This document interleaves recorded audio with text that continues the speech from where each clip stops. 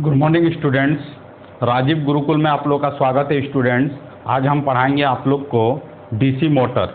DC motor के कितने types होते हैं, सभी टाइप्स के बारे में बताएंगे। उसका सर्किट डायग्राम क्या होता है और उसका मैथमेटिकल एक्सप्रेशन क्या होता है स्टूडेंट। तो सबसे पहले देखते हैं कि टाइप्स ऑफ डीसी मोटर। तो there are two types of DC motor. DC motor कितने तरह के होते हैं स्टूडेंट? दो तरह के होते हैं बेसिकली। अब देखिए पहला जो होगा सेपरेटली एक्साइटेड डीसी मोटर। पहला क्या है? Separately excited DC motor. और एक होता है सेल्फ एक्साइटेड डीसी मोटर। तो आपसे पूछेगा कि डीसी मोटर कितने तरह के होते हैं, तो आपको बोलना बेसिकली दो तरह के होते हैं। एक है आपका सेपरेटली एक्साइटेड डीसी मोटर और एक है आपका सेल्फ एक्साइटेड डीसी मोटर। अब देखिए स्टूडेंट, सबसे पहले समझते हैं कि अब देखिए सेल्फ एक्साइटेड डीसी मोटर का भी कितने पार्ट है? तीन पार्ट है। एक है आपका डीसी सीरीज मोटर। कैसा है? DC series motor. इसका कनेक्शन कैसा होगा? सीरीज में होगा। उसको क्या बोलेंगे? डीसी सीरीज मोटर बोलेंगे। एक है आपका डीसी शंट मोटर। एक आपका क्या है स्टूडेंट? DC shunt motor. और एक आपका डीसी कंपाउंड मोटर। मतलब आपका सेल्फ एक्साइटेड डीसी मोटर को कितने भागों में बांटा गया है? थ्री पार्ट में डिवाइड किया गया है। DC series motor, DC shunt motor और डीसी कंपाउंड मोटर। और एक आपका अलग है सेपरेटली एक्साइटेड डीसी मोटर। इसमें सेपरेटली एक्साइटेड डीसी मोटर किसको बोलेंगे स्टूडेंट? उसको समझते हैं।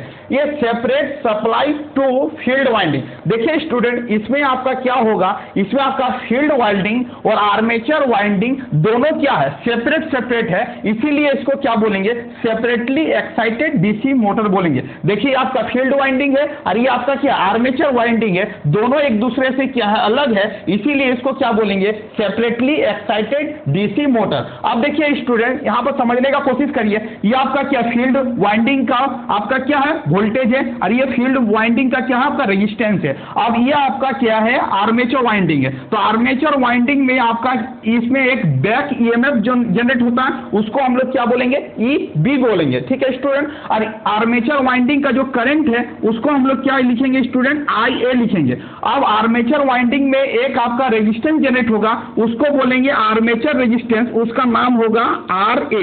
क्या होगा स्टूडेंट? RA। अब देखिए स्टूडेंट, ये आपका क्या हो गया? फिगर हो गया। किसका फिगर हो गया? सेपरेटली एक्साइटेड डीसी मोटर का। अब देखिए इसका यदि इक्वेशन लिखने के लिए बोले तो आप इक्वेशन कैसे लिखोगे? हम आपके साथ साथ लिख रहे हैं। ये आपका क्या? VS है। मतलब इसके अक्रॉस जो वोल्टेज ड्रॉप होगा उसको हमने क्या कंसीडर किया? VS कंसीडर किया। अब देखिए यहाँ का जो करंट है वो क्या? IA है। अब देखो समझने का कोशिश करो कि यदि VS का एक्सप्रेशन लिखना चाहते हैं तो ये आपका क्या होगा? VS इज इक्वल टू, अब देखो यहाँ पर ये करंट आपका क्या? आर्मेचर करंट है। इसका वैल्यू जो है वो IA है और यहाँ पर एक रेजिस्टेंस क्रिएट होगा, उसको बोलेंगे आर्मेचर रेजिस्टेंस। तो आपका यहाँ पर जो ड्रॉप होगा वो स्टूडेंट क्या होगा? IA इंटू क्या होगा? आपका RA होगा। अब देखिए इसके साथ साथ एक बैक ईएमएफ क्रिएट होगा, उसको क्या बोलेंगे? EB। अब देखो आप इधर से KVL लगा रहे हो तो आप किधर से जा रहे हो? पॉजिटिव से निगेटिव जा रहे हो। तो आपको क्या करना होगा? आपको क्या करना होगा? यहाँ पर प्लस क्या लिखना होगा? EB। क्या लिखना होगा? Plus EB। अब देखो समझने का कोशिश करो। अब इसमें दो ब्रश लगा हुआ है जिसके कारण इस ब्रश के कारण आपका कुछ वोल्टेज ड्रॉप होगा, उसको क्या बोलेंगे? Plus V brush. क्या बोलेंगे? V ब्रश बोलेंगे। इसका मतलब सीधी भाषा में इसको याद रखना स्टूडेंट कि VS इज इक्वल टू क्या होगा? IA इंटू क्या होगा? RA प्लस क्या होगा? EB। और इसके कारण वोल्टेज ड्रॉप होगा ब्रश के कारण, तो V ब्रश बोलेंगे। अब ये देखो ये आपका क्या हो गया? मैथमेटिकल एक्सप्रेशन हो गया सेपरेटली एक्साइटेड डीसी मोटर का। तो आपसे पूछे कि सेपरेटली एक्साइटेड डीसी मोटर का आपका मैथमेटिकल इक्वेशन क्या होगा? तो VS is equal to IA into RA plus क्या होगा? EB प्लस क्या होगा? V brushes. यदि ब्रशेस का वोल्टेज ड्रॉप यदि बहुत निग्लिजिबल होगा, जीरो के बराबर होगा, तो यदि स्टूडेंट इसको जीरो कर देंगे तो आपका इक्वेशन क्या हो जाएगा? VS इज इक्वल टू आपका हो जाएगा IA RA प्लस क्या हो जाएगा? आपका EB हो जाएगा। यहां से आप वैल्यू निकाल सकते हो VS minus EB dividing by RA is equal to क्या हो जाएगा? IA हो जाएगा। इसका मतलब यहां से आप आर्मेचर करंट को भी क्या कर सकते हो? फाइंड आउट कर सकते हो। इसका मतलब सीधी भाषा में आपका एग्जाम में पूछे तो क्या करना है? यहां से लेके इस फिगर को ड्रॉ कर देना, इस मैथमेटिकल इक्वेशन को क्या करना है? लिख डालना है। ठीक है स्टूडेंट। तो आपका क्या हो जाएगा? आपका कंप्लीट सॉल्यूशन हो जाएगा। ये इसको मिटा देने क्योंकि ये समझाने के लिए लिखे थे। ठीक है। अब देखो दूसरा पार्ट क्या है आपका? दूसरा पार्ट ये है आपका self excited DC motor. Self excited DC motor उस तरह के डीसी मोटर को बोलेंगे जिसमें आपका फील्ड वाइंडिंग और आर्मेचर वाइंडिंग दोनों एक साथ कनेक्टेड होगा, उसको क्या बोलेंगे? सेल्फ एक्साइटेड डीसी मोटर बोलेंगे। और सेल्फ एक्साइटेड डीसी मोटर का भी आपका पार्ट है, एक आपका है सीरीज मोटर, एक है आपका शंट मोटर, एक है आपका कंपाउंड मोटर। अब देखो समझने का कोशिश करो, इसका जो डिफिनेशन ये supply to field winding to obtain from armature voltage, मतलब ये दोनों एक साथ कनेक्टेड होगा। अब देखो डीसी सीरीज मोटर किसको बोलेंगे? अब देखो स्टूडेंट, ये दोनों क्या था, यहाँ पर दोनों फिगर क्या था? सेपरेटली था। अब इस दोनों फिगर को यदि एक साथ कनेक्टेड करेंगे और कैसा कनेक्शन करेंगे? सीरीज करेंगे, तो वही आपका क्या होगा? सेल्फ एक्साइटेड डीसी मोटर आ जाएगा और उसका कनेक्शन क्या होगा? सीरीज में होगा। अब देखो ये सीरीज में, तो इसको सीरीज क्यों बोलेंगे? क्योंकि ये फील्ड वाइंडिंग का रेजिस्टेंस और आर्मेचर वाइंडिंग का रेजिस्टेंस दोनों का कनेक्शन कैसा है? सीरीज में, इसीलिए हम लोग क्या बोलेंगे? डीसी सीरीज मोटर बोलेंगे। अब देखो ये आपका क्या VS है स्टूडेंट, ये आपका क्या है? फील्ड वाइंडिंग का रेजिस्टेंस है, उसको हम लोग नोटिफिकेशन किए RSE से। अब देखो यहाँ पर एक इमेज जनरेट हो रहा है, उसको बैक इमेज बोलेंगे, EB बोलेंगे, ठीक है। अब देखो यहाँ पर इसका जो एक रेजिस्टेंस होगा आर्मेचर वाइंडिंग का, उसको हम लोग क्या बोलेंगे? RA बोलेंगे। इसमें एक रेजिस्टेंस जनरेट होगा, उसको क्या बोलेंगे? RA बोलेंगे, ठीक है स्टूडेंट। अब देखो इसका इक्वेशन को कैसे हम लोग अप्लाई करेंगे? केवीएल इक्वेशन को। देखो ये VS है, VS इज इक्वल टू, अब देखो यहाँ पर देखो ये कनेक्शन के साथ सीरीज कनेक्शन है, इसका मतलब I1 जितना करंट होगा वही आपका ISE होगा, क्योंकि कनेक्शन आपका सीरीज में है और सीरीज में आपका करंट क्या होता है? सेम होता है। इसका मतलब I1 equal to ISE is equal to IA होगा, मतलब तीनों करंट क्या होगा? इक्वल होगा। हम सेपरेटली इसीलिए दिखा रहे हैं क्योंकि ये फील्ड वाइंडिंग है, तो फील्ड वाइंडिंग का करंट को ISE से दिखा रहे हैं, आर्मेचर करंट को IA से दिखा रहे हैं, और यहां से जो करंट निकल रहा है IA दिखा रहे हैं, बट ये तीनों करंट क्या होगा? इक्वल होगा। अब देखो इसका इक्वेशन को कैसे लिखेंगे? तो VS इज इक्वल टू, यहां पर जो करंट है और यहां पर जो रेजिस्टेंस, उसको मल्टीप्लाई करेंगे तो इसके अक्रॉस ड्रॉप आ जाएगा। इसका ड्रॉप जो है स्टूडेंट क्या है? EB है, और ब्रशेस का ड्रॉप जो होगा V ब्रश होगा। अब इसमें एक रेजिस्टेंस है, उसको क्या बोलेंगे? आर्मेचर रेजिस्टेंस बोलेंगे, उसका वैल्यू क्या होगा? RA होगा। तो RA और इसका वैल्यू और इसको मल्टीप्लाई करेंगे IA से, तो RA इंटू क्या होगा? IA होगा। इसका मतलब सीधी भाषा में याद रखना, इसका VS is equal to RSE multiply ISE plus IA into क्या होगा? RA plus EB plus V brushes होगा।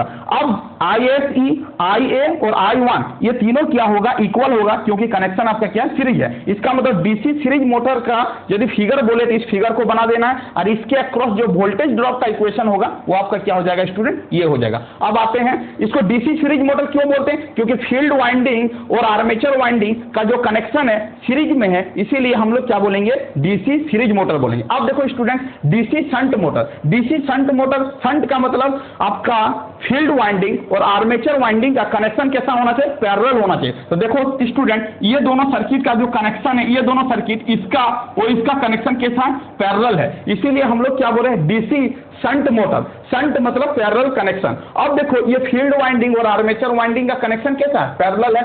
अब देखो समझने का कोशिश करो कि यहां पर यदि मेन करंट I1 है, तो I1 करंट यहां पर दो भागों में डिस्ट्रीब्यूट हो रहा है, एक हो रहा ISH और एक हो रहा IA। एक क्या हो रहा है स्टूडेंट? IA।